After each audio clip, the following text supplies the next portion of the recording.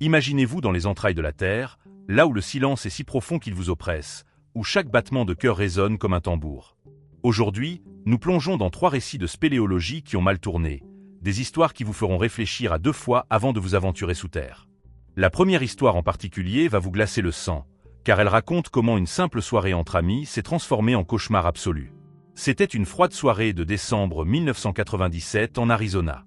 5 jeunes hommes avaient décidé de partir à l'aventure dans un endroit désolé connu sous le nom de Puy de Safor.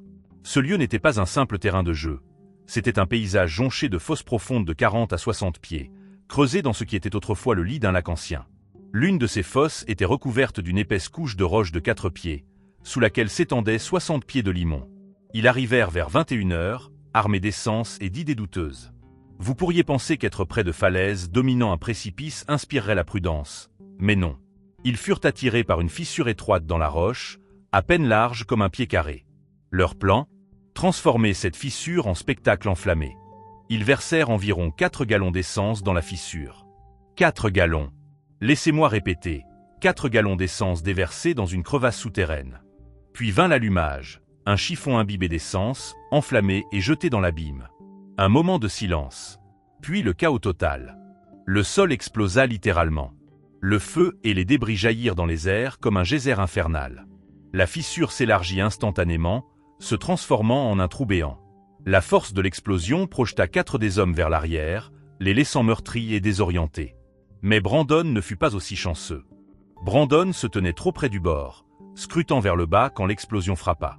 Ses pieds cédèrent sous l'impact. Il bascula et plongea dans la fosse, disparaissant dans les entrailles de la terre. 40 pieds de chute libre dans cette crevasse inclinée. L'atterrissage fut brutal. Sa jambe toucha en premier. Vous pouvez imaginer le son, ce craquement écœurant alors qu'elle se brisait sous lui. Il glissa plus profondément dans la crevasse, son corps se tordant maladroitement. Des roches et de la terre dégringolèrent après lui, l'immobilisant. Puis vint l'horreur ultime. Une dalle de roche massive de 3 pieds sur 5 glissa vers le bas et atterrit au sommet, l'ensevelissant et le scellant comme dans une tombe. Les autres se précipitèrent au bord, criant son nom. La poussière et la fumée flottaient dans l'air, rendant impossible de voir quoi que ce soit en bas. Laissez-moi vous dépeindre la situation. Il était coincé dans cette crevasse, son corps tordu dans un angle impossible. Sa tête était forcée sur le côté contre la paroi rocheuse, sa jambe brisée hurlait de douleur, et la pression écrasait ses reins et son abdomen, rendant chaque respiration douloureuse. Cette dalle de roche était comme un couvercle de cercueil le scellant à l'intérieur. La poussière emplissait l'air, l'étouffant, rendant presque impossible de crier à l'aide. La panique qui s'empara des hommes restants dut être insupportable. Ne recevant aucune réponse à leurs appels et réalisant qu'ils ne pouvaient rien faire, ils coururent vers leur voiture et foncèrent en ville chercher de l'aide. Les secours arrivèrent dans l'heure, et quand ils virent la scène, ils surent qu'ils s'apprêtaient à vivre une nuit longue et dangereuse. La première chose qu'ils remarquèrent fut cette dalle de roche recouvrant Brandon. Elle n'était pas seulement lourde, elle était coincée dans la crevasse comme si elle faisait partie de la terre elle-même. Des heures avaient passé, et la situation dans laquelle se trouvait Brandon laissait les sauveteurs se demander s'ils pouvaient survivre. Un trépied fut installé au-dessus du gouffre. La dalle scellant Brandon était massive, et l'inclinaison de la crevasse rendait le sauvetage encore plus dangereux. Ils savaient qu'ils devaient agir vite. Les blessures de Brandon, le froid et le poids des débris pouvaient le tuer s'ils n'arrivaient pas jusqu'à lui rapidement. Pendant ce temps, Brandon endurait l'inimaginable. Piégé sous des couches de roches et de terre, il était brisé et battu. Sa jambe cassée l'immobilisait, tout ce poids écrasait son corps, et il ressentait une douleur abdominale atroce. Le froid était impitoyable, aspirant la chaleur de son corps. Les heures passaient, chacune étant un test de sa volonté de survivre.